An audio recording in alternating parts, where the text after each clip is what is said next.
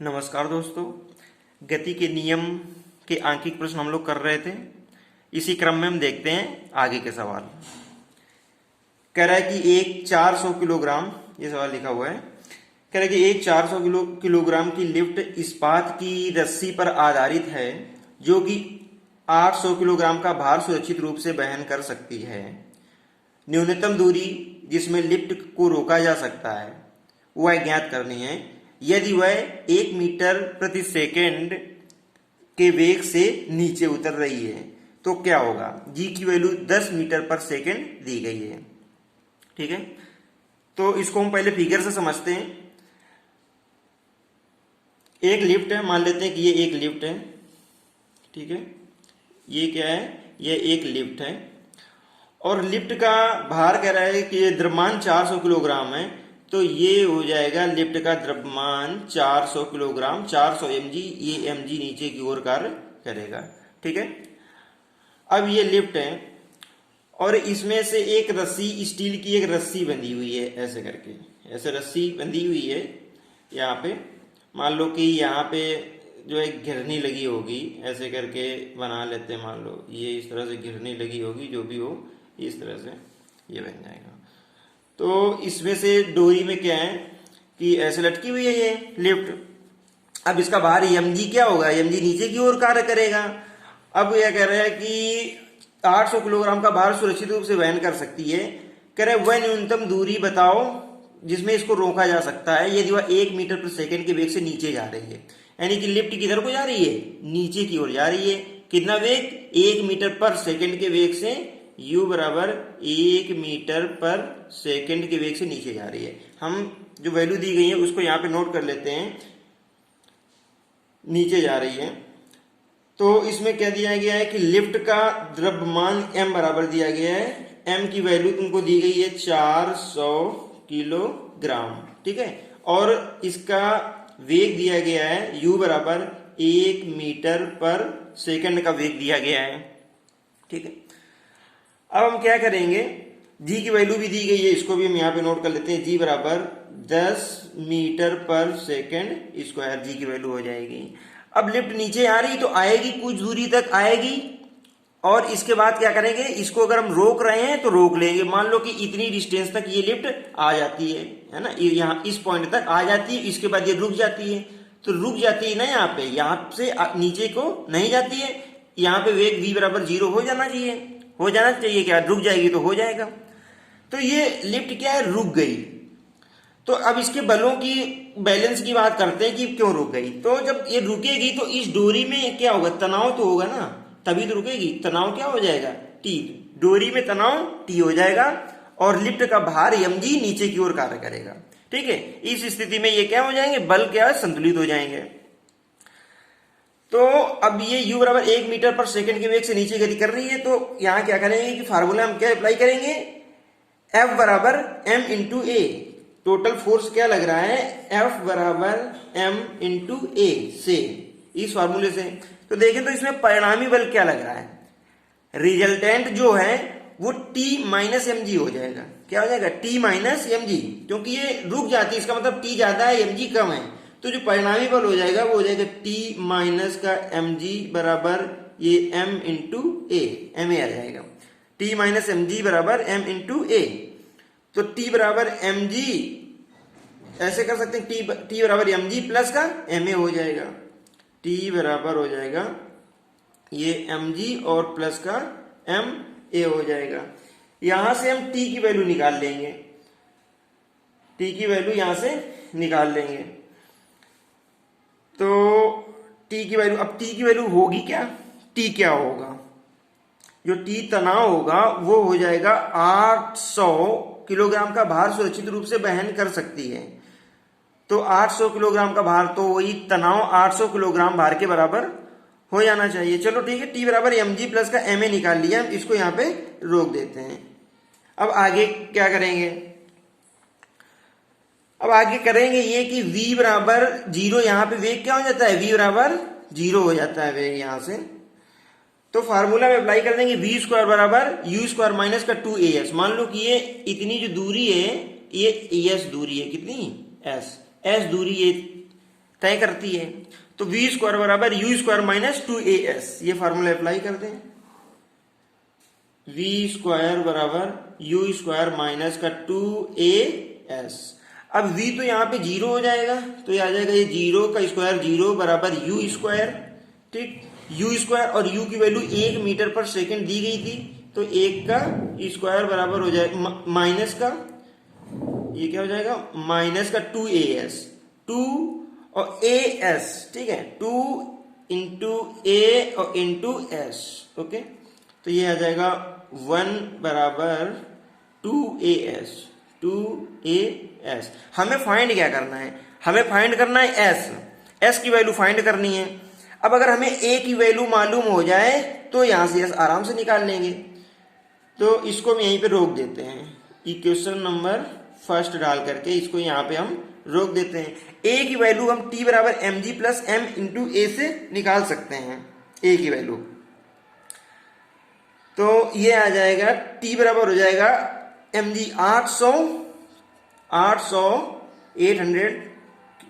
g, तो ये आ जाएगा तुम्हारा 800 g बराबर mg प्लस का ma, तो m की वैल्यू दी गई 400 g प्लस a, ये हम कॉमन ले लेंगे, तो ये आ जाएगा 400 g प्लस 400 कॉमन कर लें, तो ये आ जाएगा g प्लस का a, ऐसे करके। तो ये आ जाएगा कितना, 1 2 0 से ये 2 0, 4 दूनी 8, ये आ जाएगा 2, 2g बराबर हो जाएगा ये g प्लस का a, तो a बराबर यहां से आ जाएगा g, a बराबर g, यानी कि g की वैल्यू कितनी दी थी 10, तो ये आ जाएगा a बराबर 10 मीटर पर सेकेंड स्क्वायर। ठीक, a बराबर 10 मीटर पर सेकेंड स्क्वायर आ गया।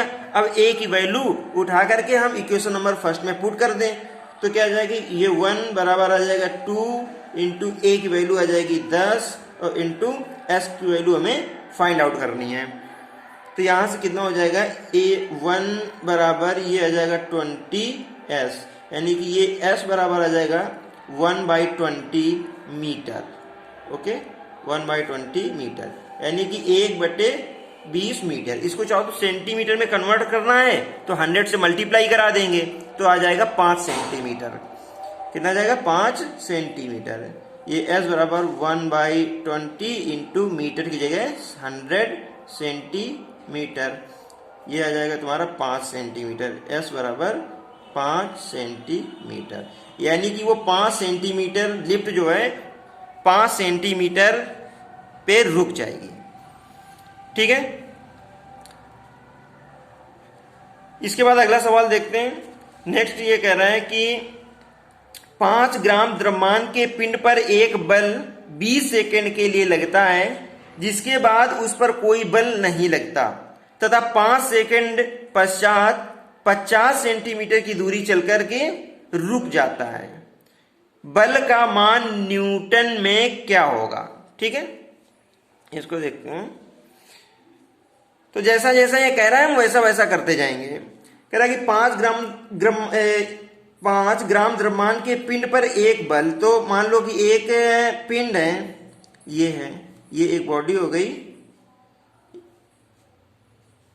ठीक है, ऐसे करके एक सरफेस पे रखी हुई है, ये एक पिंड है, 5 ग्राम द्रव्यमान है इसका, m बराबर, m की वैल्यू दी गई है 5 ग्राम।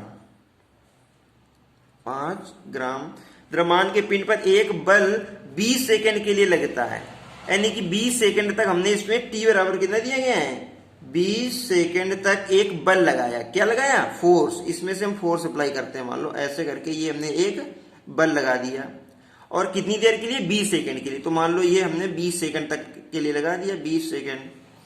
Okay, 20 second. और इस 20 सेकेंड में मान लो ये पिंड क्या होता है कि कुछ ना कुछ बल लगाएंगे तो डिस्टेंस तय करेगा। तो मान लो यहाँ पे ये पिंड आ जाता है, 20 सेकेंड में इतनी दूरी ये तय कर लेता है। मान लेते हैं कितनी दूरी तय कर लेता है, 20 सेकेंड में ये पिंड यहाँ पे आ जाएगा। 20 सेकेंड के लिए लगता है, जिसके बाद उस पर कोई बल नहीं लगता। अच्छा, 20 सेकेंड तक बल लगा करके हम इसको छोड़ देते हैं, अब कोई बल नहीं लगता। यहां तक 20 सेकेंड तक हमने बल लगाया और लगा करके छोड़ दिया। तो यहां पे क्या था कि पहले ये पिंड क्या था, 5 ग्राम द्रव्यमान के पिंड पर एक बल 20 सेकंड के लिए लगता है, जिसके बाद उस पर कोई बल नहीं लगता। तो यहां पे तो पिंड ये विराम अवस्था में था ना, तो यहां पर u बराबर कितना हो जाएगा, 0। u बराबर 0 हो जाएगा। और यहां पे जब 20 सेकंड के लिए बल लगाएंगे तो पिंड मान लो इतनी दूरी तय कर लेगा, तो यहां पे कुछ ना कुछ इसका वेग हो जाएगा ना। तो मान लेते हैं कि कितना वेग हो जाएगा, u डैश हो जाएगा, यहां पर वेग उसको u डैश मिल जाएगा, u डैश वेग मिल जाएगा यहां पे। इसके बाद हम छोड़ देंगे तो कह रहा है कि 5 सेकंड पश्चात 50 सेंटीमीटर की दूरी चलकर रुक जाता है। तो जब बल लगाना बंद कर देंगे उसके 5 सेकंड बाद, कितने, उसके 5 सेकंड बाद ये 50 सेंटीमीटर की दूरी चल करके रुक जाता है। यानी कि ये मान लो जो दूरी है ये तुमको दी गई है 50 सेंटीमीटर, ये चल करके यहाँ पे रुक जाता है। यानी कि यहाँ पर इसका वेग v बराबर कितना हो जाता है, 0। v बराबर हो जाएगा 0, ठीक है। 50 सेंटीमीटर चल करके रुक जाता है। बल का मान न्यूटन में क्या होगा, यानी ये जो बल हमने लगाया था इसको पूछ रहा है कि इसका मान न्यूटन में क्या होगा, कितना बल लगाया था। तो इसको सॉल्व करते हैं हम। तो इसको हम पीछे से सॉल्व करते हैं लास्ट में कि v बराबर 0 हो गया और 5 सेकंड तक बल लगा, 50 सेंटीमीटर की दूरी तय की, तो इसका u डैश हमें नहीं मालूम है, तो u डैश फाइंड कर लेते हैं। तो v बराबर u माइनस का क्या हो जाएगा, 80। v बराबर u माइनस का 80, माइनस इसलिए लगाएंगे क्योंकि यहां बल लगाना बंद कर दिया है, तो ये आगे जाने के बाद रुक जाता है, मतलब वेग 0 हो जाता है, मतलब कि इसमें से मंदन होगा, धीरे धीरे ये रुक जाएगा। मंदन की स्थिति में फार्मूलों में माइनस का इस्तेमाल किया जाता है, ठीक है। तो v बराबर u माइनस 80, v की वैल्यू हो जाएगी 0 बराबर u की जगह में u डैश माइनस का a। अब a तो मुझे मालूम नहीं है यहाँ पे कितना त्वरण या मंदन इसमें से हुआ, a की जगह पे हम a ही रख लेंगे। और t कितना समय, समय मालूम है कितना, 5 सेकेंड, तो ये आ जाएगा 5 सेकेंड। तो यहां से आ जाएगा u डैश बराबर 5a, 5a, ओके, ये हो जाएगा u डैश बराबर 5a। इसको हम रख लेते हैं, आगे इसकी जरूरत पड़ेगी उस हिसाब से इसका इस्तेमाल कर लिया जाएगा। अब फिर देखते हैं कि यहां पे मान लो u डैश हमें मालूम चल गया कितना, 5a। तो अब यहाँ पे अच्छा इसमें दिया गया 50 सेंटीमीटर की यहाँ पे डिस्टेंस भी दी गई है, तो इसका तो हम लोगों ने इस्तेमाल किया ही नहीं। तो अगर इसका इस्तेमाल करना है तो हम फार्मूला अप्लाई कर सकते थे, v स्क्वायर बराबर u square minus 2as, v square बराबर u स्क्वायर माइनस का 2as, ये इस्तेमाल कर सकते थे। यहाँ पे v क्या रखेंगे, 0 का स्क्वायर 0 बराबर u स्क्वायर मतलब कि u dash square, u dash square और माइनस का 2 इंटू a और इंटू s, और s की जगह कितना दिया, 50 सेंटीमीटर। 50 सेंटीमीटर को हम लोग मीटर में कन्वर्ट कर लेंगे तो ये आ जाएगा 50 डिवाइड बाई 100, यानी कि ये 1/2 मीटर आ जाएगा, 1/2 मीटर।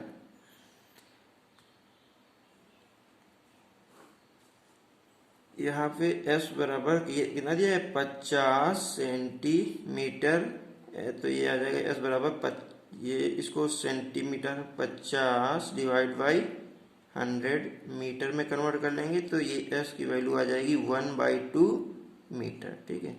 ये 1/2 रख देंगे, 1/2, 2 से 2 कैंसिल हो जाएगा, ये आ जाएगा u dash square is equal to a, u dash square is equal to a, ठीक है। एक हमें ये रिजल्ट मिल गया यहां से, ओके।